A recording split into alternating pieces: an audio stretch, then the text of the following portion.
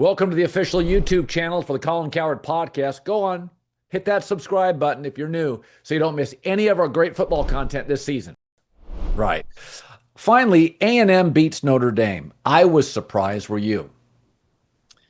I I was in a boat where I wasn't shocked. I was mildly surprised. I was surprised at the game script more so than anything. Two games last week. Georgia, Tennessee, A&M, Notre Dame, both of them get into the 40s, and I didn't really see that coming. I just thought to myself, I went to College Station in the spring, and all they're talking about is, boy, we got that Notre Dame game early in the season, and it's this right here, and we know they're that, and we think we can be that. That's when we'll go prove it. And we got a three-headed monster at tailback. Look at this offensive line. So I'm thinking to myself, 1974 style football, and it did not unfold that way. And so what you end up having to do, Colin Klein's the offensive coordinator there. I remember sitting there talking to him in the spring, and he said, I'll tell you one thing we're going to have. We're going to have an increased vertical element in our passing game. If our quarterback can execute it, because they knew they had hit on those transfer portal receivers. Those guys are monsters. One of them was kind of hurt last year, Concepcion, so he's back. Craver is a monster. He said, if we got a guy that can pull the trigger, we'll have that. Well, turns out they needed it in week 3. And they need to trade points, and they need to come from behind. And that was what surprised me, that they were able to sort of on the fly. It's the same way with Kirby at Georgia, but Kirby's been there a long time. So when that game got uncomfortable for Georgia fans last week and the other guys scoring an uncomfortable amount of points, they're totally comfortable being uncomfortable as a team. A&M hasn't proven that. So they don't have that equity. They don't have that benefit of the doubt in my mind. And it's not that they totally earned it the other night, but that is such a huge feather in the cap because there's always been this crowd anytime I talk about Texas A&M. Oh, it's the great underachiever in the sport. It's Yes. bar none. But people say Arizona State. Let me counter with Texas A&M because I always ask the people that tell me they cannot, which I believe is just have not, disguised as cannot. I ask, what is it you need to win big time in this sport that they don't have? I already know the answer, nothing. They just don't have the Wikipedia page because they have fantastically fumbled hire after hire after hire, and they don't really know what greatness looks like. So they sometimes get confused into thinking they've got it and they don't have it. Right. Mike Elko, though, I will tell you this now. When he came there from Duke, a lot of the personnel people hit me up from around college football, and they said, don't know if it's going to work. Personalities could clash, all this and that. A&M just hired the best evaluator and developer that we've seen in quite a while. And these are guys who cover the entire sport. And so, you get there and you get all that money and you have the apparatus to go sign top 10 classes, go get guys out of the portal. But notice, unlike Jimbo, notice over the next couple of years, the progression and the development of guys on A&M's roster, the ones who get better. There's some notable exceptions out there right now of teams that returned a bunch of starters, and they're no different than they were last year. The mark of a program that's got big time upward mobility is their returning starters are actually better than they were last year, which sounds like it's easy to do. It's not easy to do. That I think will be a hallmark of their program. Like, I don't think they're going anywhere. I think they're going to be in the mix for quite a while. I like Brian Kelly. I've said, I remember when Urban melted down with the media in Florida, and I've seen it, college basketball coaches do it, and I've said, you don't see it in the NFL much because you're in a big city, the media's tough everywhere, and you also have an owner above you that you don't want to embarrass the franchise. But in college football, the coach is often the highest paid state employee. You can really control practice. The media is small town. So you get into kind of this kind of power vacuum where you kind of are the biggest guy in the state, and you kind of get into your ego. And Brian got very tribal and protective, and he doesn't have a natty.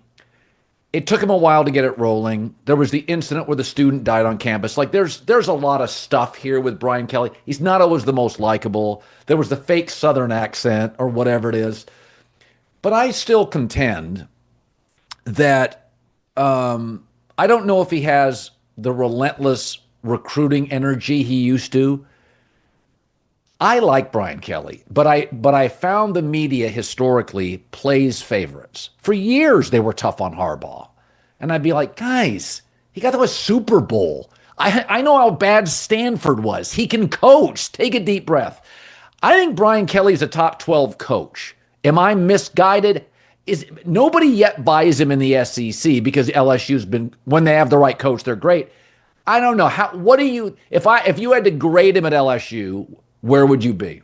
About a B minus, B minus to B. I think. Look, first off, I love BK as well, so he's never rubbed me the wrong way. I mean, I've gotten along great with him.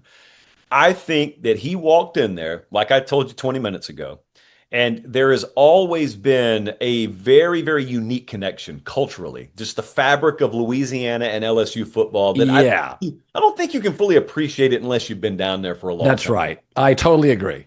And he walked in, and his attitude, frankly, I can't blame him for having, because I think I would have been the same way if I were him. I would have walked in and said, basically, I'm Brian Kelly. I know what I'm doing. I know what the formula to win is. And contrary to what you people think, the formula to win in South Bend is the same as it is here. Get good players, develop them, buy into the process we define around here, and we'll win.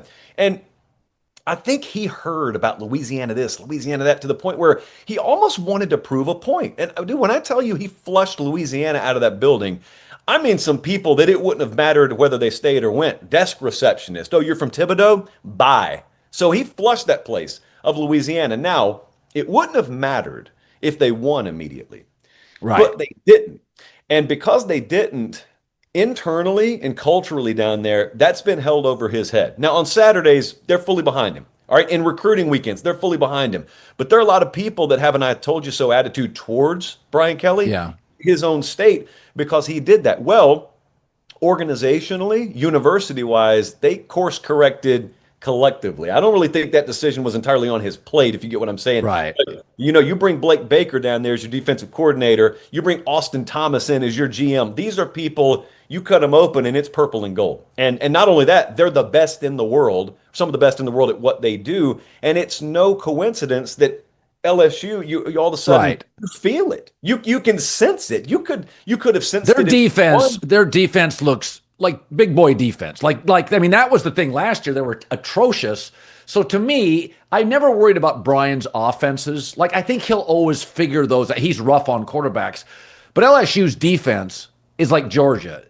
When you got the right coach, it's just all NFL players. It's Yeah. 11 guys who will eventually play on Sunday.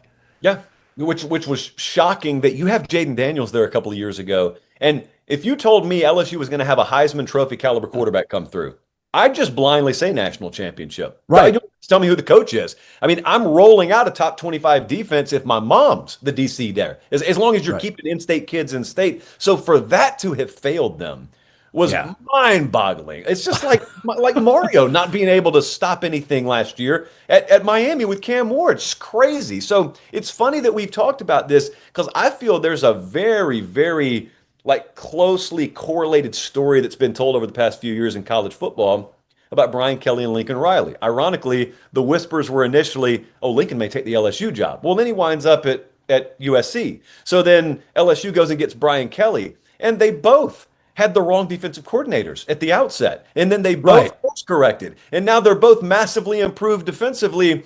I just feel like the story arc is headed for a playoff matchup one day. I just feel like Yeah. we're going to get USC LSU one day. But I do agree with you. And I don't think it's something that'll really be appreciated by them unless he wins a national championship there, because everybody else this millennium has who's been the head coach at LSU. Yeah, I mean, listen, Ed Orgeron, who's a very funny guy. I love Ed. Is not considered a schematic, kingpin of the sport. He's a recruiter. I mean, for years, I thought he was more of a position coach, like a line coach, Yep. than even a coordinator. Broke his heart when he didn't get the USC job. And then I would argue today that LSU team with Burrow is the most talented I've ever seen. Period. End of story. I mean, they had the hardest schedule, won every game. So if Ed can do it, and that's not a knock. Ed would be the first to admit Ed never scheduled a bad time. Ed was a distracted, funny, great guy. But I think Brian's too good of a coach. The older I get, I tend to just look at people, and if I have to hire somebody or something at the volume, hire smart people. They'll figure it out, is Yeah. my rule. And I think Brian, it took him a while, I mean, it took a while. He couldn't get the accent down, but eventually, I think 3 years in, like, oh, I feel like they figured it out.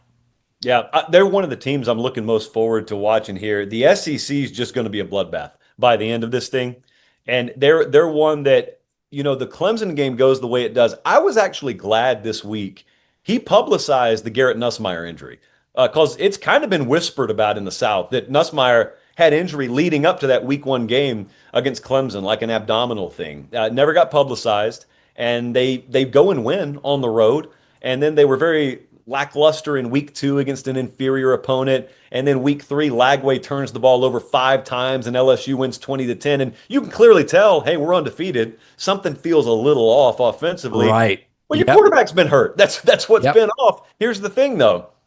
There are teams with healthy quarterbacks that are 1-2 right now, and you're 3-0. That's the surest sign that the defense is fixed. Yep. Josh Pate, as always, great stuff, man.